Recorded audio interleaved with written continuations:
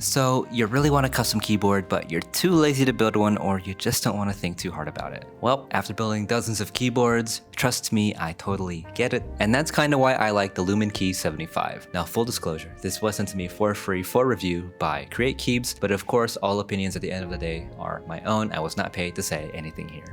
So let's get to it. So this is going to be a pretty simple review. I'm going to give you a few reasons why you should keep the board and a few reasons why you should avoid it. So starting with the reasons to keep it. 1. The construction, quality, and design are pretty solid overall. Now normally I don't get to really say this about most budget keyboards, but in this case I really can.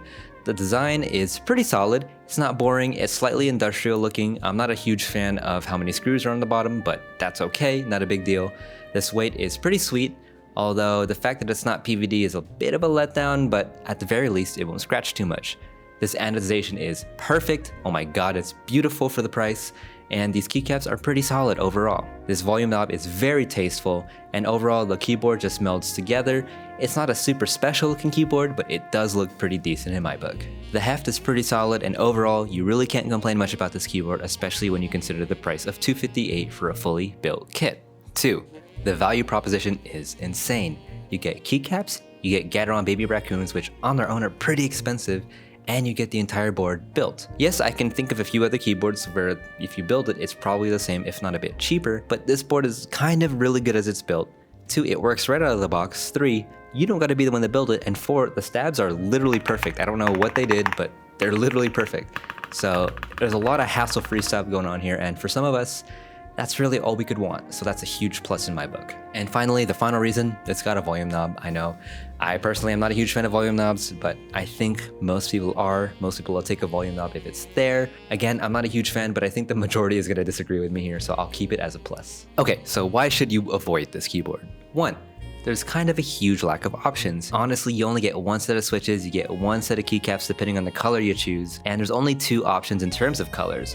Again, there's nothing wrong with that, but if you do want something else outside of this range that they give you, well, you're kind of out of luck, or you're gonna have to pay a huge amount of money to get this board refinished and to get your own keycaps, which I don't really think is worth it for this caliber of keyboard. 2, you only want the bare bones kit, but I don't think the bare bones kit is particularly worth it at $196, especially when 1, you only get 2 colors, and 2, I don't know, I just really think that other keyboards exist as bare bones that are a better value and perform better than this keyboard for the price. If it was $20, $30, or even $40 cheaper, yeah, I could see it being worth it, but at $196, I really don't think it is.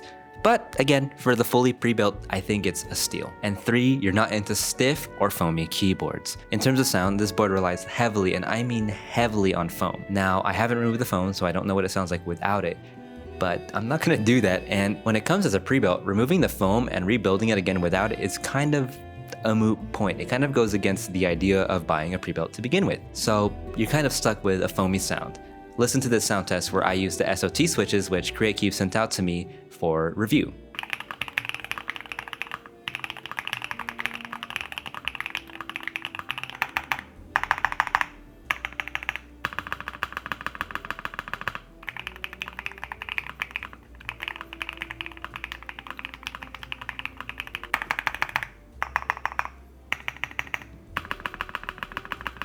Now looking at that, it looks like the Gateron baby raccoons and the SOT switches sound very, very similar.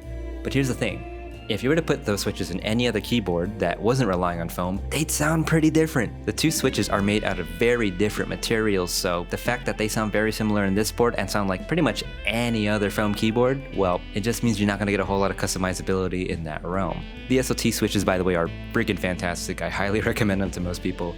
They feel great and they sound great in other keyboards. So yeah, what do I think about the board overall? Well, 1, if you get this board as a pre-built, and 2, if it fits your sound and feel preferences, I think it's kind of a steal. You can't really go wrong if you abide by those 2 things.